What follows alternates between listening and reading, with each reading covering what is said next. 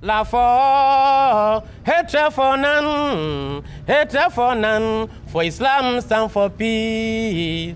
La for hatred for none, all the time. La for hatred for none, for Islam stand for peace. Assalamu alaikum wa rahmatullahi wa barakatuhu. Welcome to another exciting edition of Inspirational Africans, where we bring you powerful stories of Africans who are doing amazing things in their various fields of endeavor. Today, we have an exciting story to share with you. Let us meet who our guest is. Today on Inspirational Africans is the first Ghanaian woman who made it to the BBC 100 Women series, which started in 2013. Ernestina Appia is the founder and CEO of Ghana Code Club. She is a virtual assistant by profession and a social entrepreneur. Married with 2 children, Tina lives and operates from her home office in Accra. With her 14-year experience in the IT industry and burning passion for technology, Tina decided to spread coding literacy among young generation. Aside from inspiring elementary school children to learn technology, Tina also mentors women into tech entrepreneurship. Named by the BBC as one of the 100 most inspirational women in the world in 2015, Tina is the very first Ghanaian woman to make it to the prestigious BBC 100 Women series, which started in 2013. Tigo named her as a digital change leader in 2016. Ghana Code Club is a STEM non-profit committed to exposing elementary school kids in Ghana, especially girls, to computer science activities. Children between the ages of 8 and 16 gain basic computing skills while learning to make their own games, animations, and build their own websites. Ernestina is helping young children learn to build their ideas with code and providing consultancy services to early child learning centers to develop their ICT curriculum.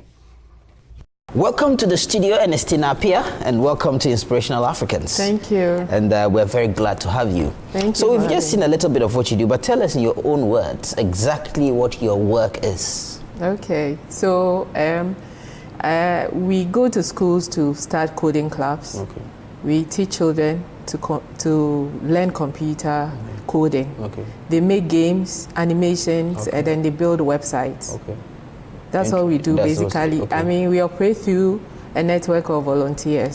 So this is what you do full time? Yes. I mean, it's quite interesting because the technology world is seen to be a place that is dominated by men. What piqued your interest to be in IT and not just only be into it, but to be passionate about sharing knowledge of information technology to younger ones? Okay, so I think coding is on the rise worldwide. Okay. Everybody in the developed world especially are pushing their kids to develop anything in tech. Okay. So I thought maybe that is the trend of the day. Okay. And so why don't we also expose our children here who are behind just because of the digital divide issue?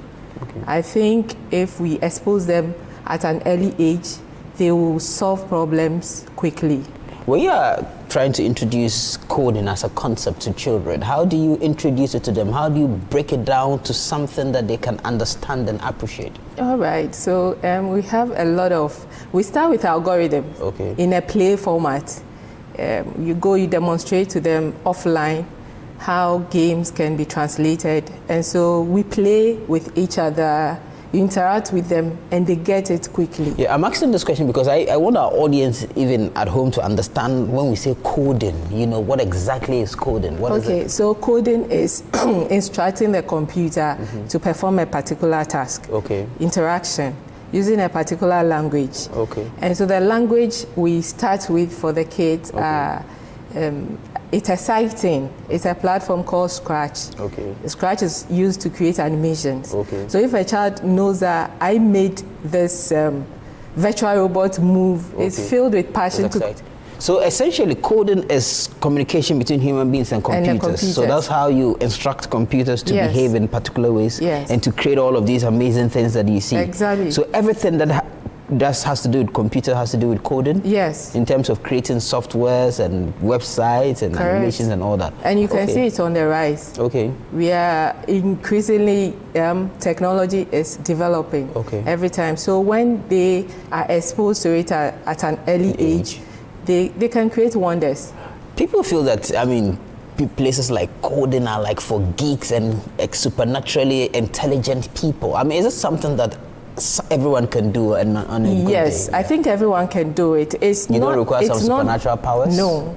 It's not that difficult anymore.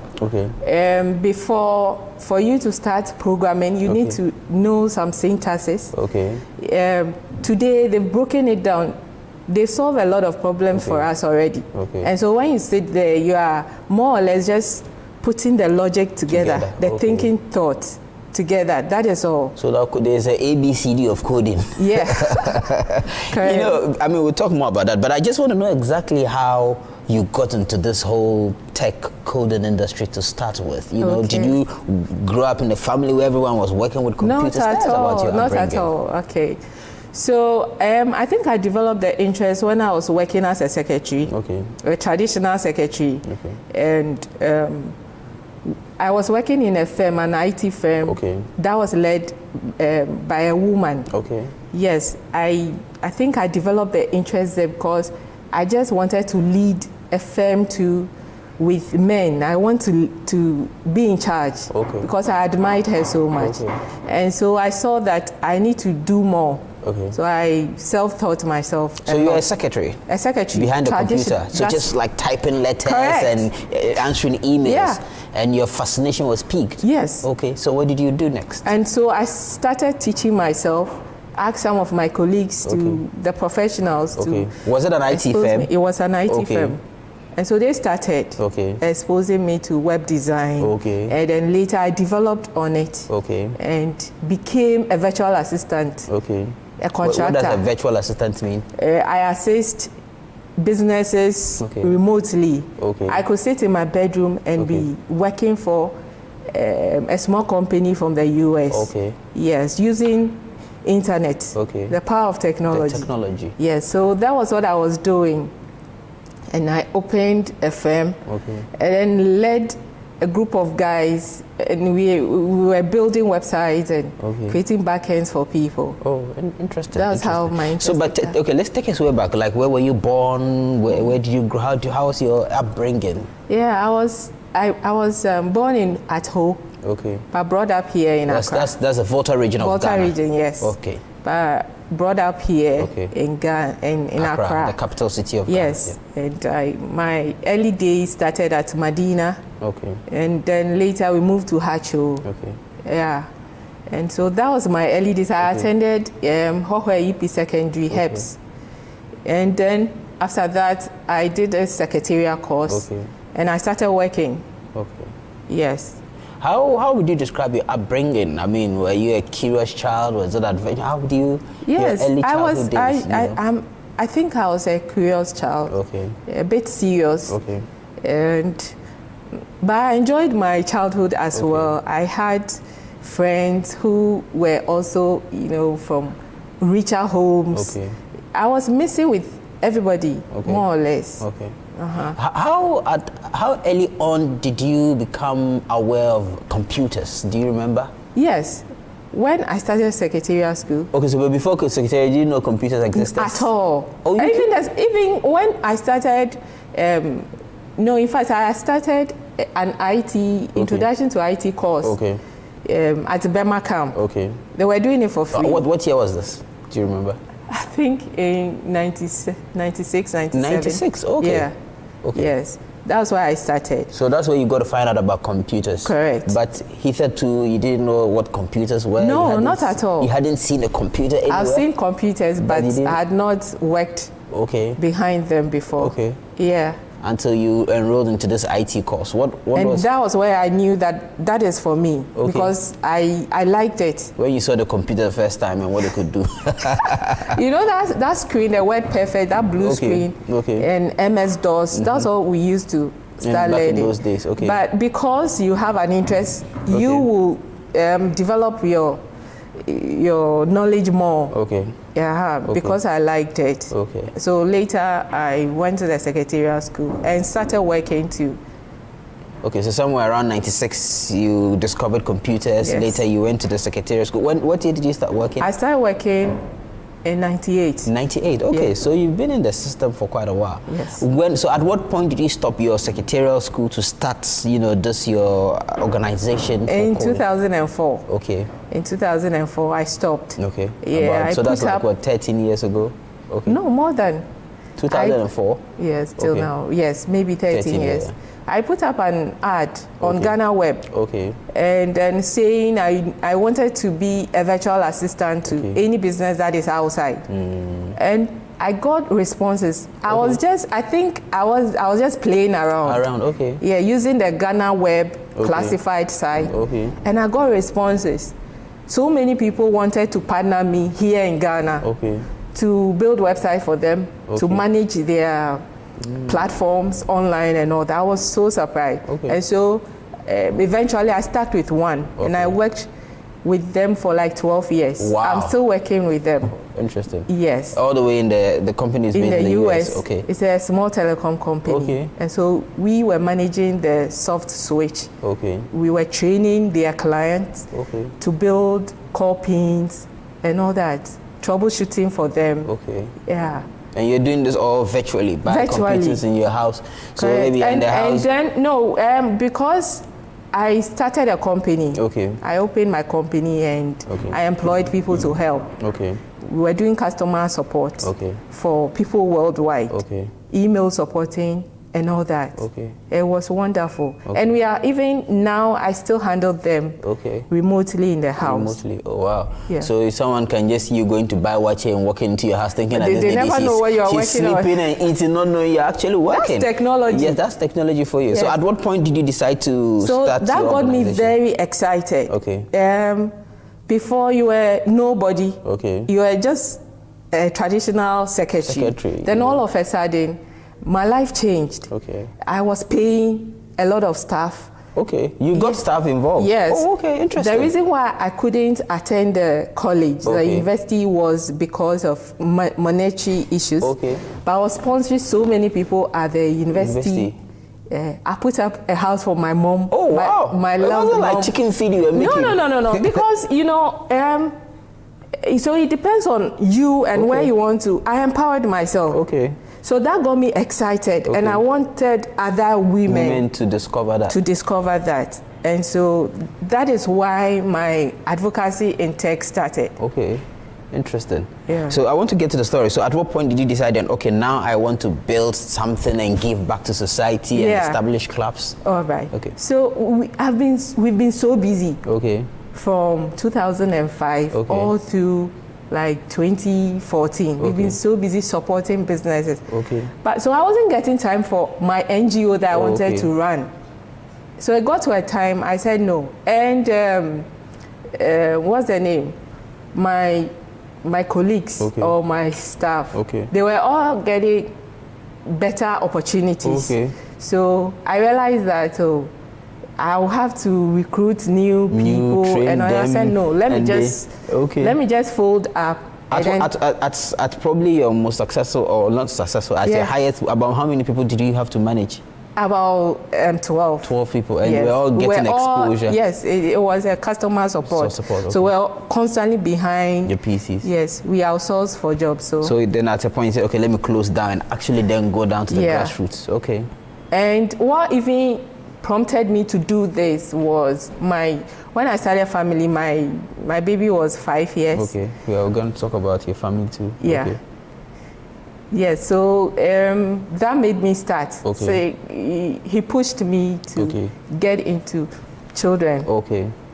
And so I would want to ask, what are some of the challenges that you face? Because so far your story looks like it's just rosy. You became a secretary, you discovered computers, you decided to be a virtual assistant, the contracts became, so it was like you're just, swimming in grace. Over there, once I was leading all these people, I don't think I really faced any challenges seriously because I was getting support from somewhere else. they virtually employed us as their staff. Okay. And so I didn't face too much. Okay. It's now that I'm on my own. Okay. That I'm facing some challenges. Okay. Yeah. So tell us about a bit of your family life too.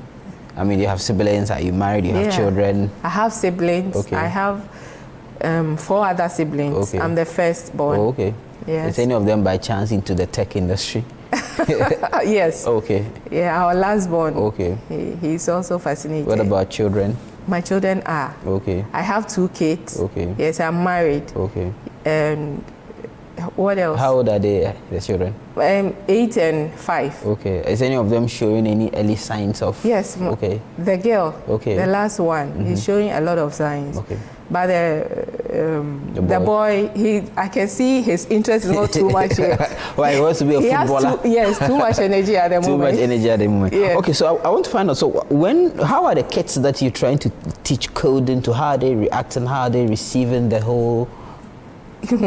You'll be surprised. Yeah. Anytime we get to schools, okay, before the extracurriculum activity starts, they are waiting for Auntie Tina to arrive. Okay. The moment you hit the school, you see all of them because they are so excited. I think the future is for creativity. It's for creativity. Kids love what they do when they are coding. They can't wait for you to bring a project along, give them any work And they do. Just to code. So what kind of schools do you go? Did you go to, like, international schools for the database? I go to both. Okay. International schools support me a bit. Okay. But for the government schools, it's completely free. Okay. And so we depend on support to reach out to the government schools. Government schools, okay. So do you go to your own computers, or the schools have their own computers? How? A lot of schools don't have computers. Okay. And so we have our own. Okay. By the grace of God, I was an award winner for TIGO, Reach for Change, Digital Change Makers. Okay. TIGO is a telecoms communications company. Yes, and so they sponsored for some of the gadgets we are using now. So you wheel your gadgets into the school and the children come Some of the schools. Some have complete ICT infrastructure. The more established schools, maybe the international schools, so you're able to. Yes. Oh, interesting. So now you've stopped your virtual assistant business and you're concentrating on this? Yes, because I don't really have time. I actually want the kids I'm teaching to rather build their websites for their clients, so that I can get more success story. So that's what I'm working. But wouldn't you have made more money staying in the business area and building your company and getting more contracts rather than deciding to embark on teaching?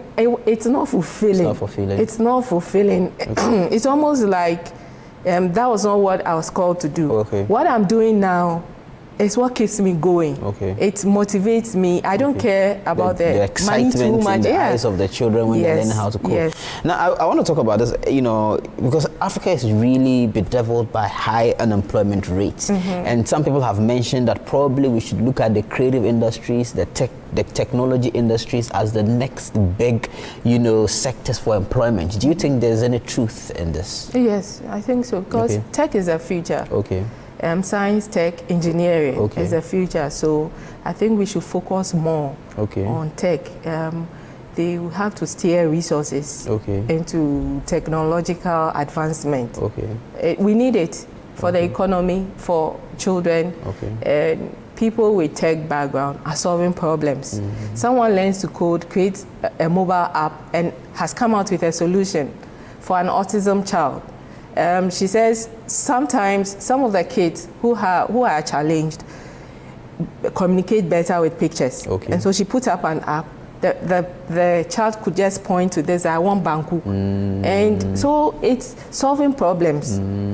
So I think that we should steer resources towards tech. In terms of, but currently you think that as a continent or as a country, it's not an area we've invested a lot in? We've not invested too much because even laptops cost too much. Too much in Ghana, right? Yes, the gadgets are too expensive. And so internet is expensive. So it's not every household that has the opportunity to have access to internet and the computers. Meanwhile, when you have access to internet, you could learn. Look at me. The internet is like 100 times more expensive in Ghana than in some countries. It's too expensive. And so it means that we've not done our work. We are still getting there. So So what do you, you think that the government should first of all bring down the prices of computers, or well, I don't know, maybe take taxes? There's a way they can. I think there's a way, because some countries like India have very their computers there cost very less. So anybody at all can afford. That's what we are talking about. To get a good computer, you need about $500 equivalent and above. To about $1,000. Yes, it's too expensive. It's because of the tax. The tax on it. So if government is really minded to understand that the future is technology. Or support SMEs to assemble computers here. Support. I don't know what business people are also doing. Coming out with our own brands of computers. That is a starting point. There's an area I'm always fascinated about as we are wrapping up this interview. You know, I'm fascinated about the fact that, you know, you found employment on your own, just online, by being a virtual assistant. And I have talked to a lot of techies, and they've said that there's a lot of opportunities in the global tech world, like people who are doing animation, graphic designs, illustrations, and that there are a lot of companies, big brands that outsource a lot of work, you know, to different parts, and that we should probably think of creating a thriving tech ecosystem, and that when we're thinking of employment, we shouldn't just be thinking of the traditional banking, you know, some office work out there. But if people are more educated in technology, they can even themselves find a lot of work within the virtual world. What's your opinion on this? I think it's correct. Everything you said is what we are supposed to be doing. If I empower a girl now, and then she's going to marry one day. She might not be able to be that career kind of person, just saying, I'm going to work, look after family. But if she's on her own, because she's empowered, she could just be in her bedroom and be working for even a multinational company. So we should concentrate. What are some of your success stories? What would you say are some of your success stories? I think I was about to say one. One of the girls now, the mother has a bridal shop, and then when she went home, she started designing a website for the mom. The mom got so excited, called me that she needs that to be published. And so that's one success story. She's now empowered. She's a student that went through your program. Correct. And aside from that, a lot of them are creating simple games, and they are creating animation stories. They're using the platform we use to learn. You can use it to learn English, science, mathematics. And so critically, they are engaging themselves a lot, developing their skill set. We need for the future. I mean, you were named as what, as part of the BBC 100 most prestigious women in the world. Yes, in 2015. In 2015, that's quite, 100 most prestigious. How did that recognition come about? Okay, so mostly I like to blog about what you do. What I do.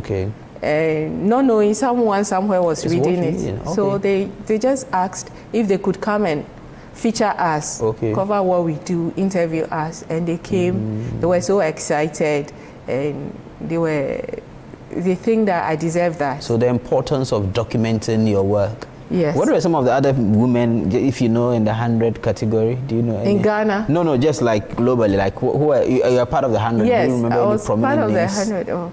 Within the 100? I can't remember to say. Yes. But I'm sure it was a mixed race thing. They had people from US. So from all over the world. From all over the world. And do you think you're going to be doing this for the rest of your life? What was the future hold? That's what I founded. I think I founded my purpose. Because teaching children excites me so much, and so I want to continue teaching kids and women. Establish a tech center, hopefully, or a school for this. In the near future. When you look at your life, what are some of the values you think has helped you reach this far and achieve the things that you have achieved? I think I've been a bit serious since I was a kid. It helped me. When you say serious, what do you mean by serious? Like, I don't mingle too much, make friends too much. I'm always learning. And So constant self-improvement, right? Correct. Okay. I was always improving myself because I didn't get the opportunity to go to the university. Okay. I can go anytime now. Yeah. But I decided to learn online. So a lot of what I did was by myself. Self-taught. Okay. Self-taught. So those are the areas I'm saying. Your friends will be saying, as for you are too boring. This, that. No, I don't let those things deter me. That's why I was saying maybe I was too serious. Yeah. So you're focused, you were always very constantly working to improve yourself. I wanted to improve myself, to change my story. Okay. Deep down, I always believed that was where I grew up from, my family. I want to do better. Okay. Yes. I mean, you didn't grow up in a palace, right? Not. Yes, but you can at least afford to build a mini palace. Yeah. Yes, and well, I think it's an inspiring story, and I'll end by saying, has faith played any role in yes, you have faith in yourself. Okay. Definitely. Okay. Because we just didn't get here by ourselves. Okay. Definitely. So faith has played a major role in my life. And is there any final, if any young lady is watching you now, is there any message you'd want to give across? I would say they should get exposed to the internet a lot for the positive things. Okay. They should use the free resources we have online to learn to develop themselves. Okay. Those who cannot afford to maybe continue their education, they shouldn't think it's the end of the world, because everything we need to strive in our future is now online. So that's what I would like to tell them. They should continue improving upon themselves. Ernestina Appia, CEO of Ghana Code Club, thank you very much for joining us, for sharing your wonderful story. Viewers, I hope you've learned something. She said it all. I don't need to say any much more. The future is technology, and the sooner we get abreast with this, we develop our skills in that industry and expose ourselves to it, the better for all of us. Thank you very much for joining us on Inspirational Africans. Thank you for having me. Join us for another exciting edition of Inspirational Africans. Assalamu alaikum wa rahmatullahi wa barakatuh.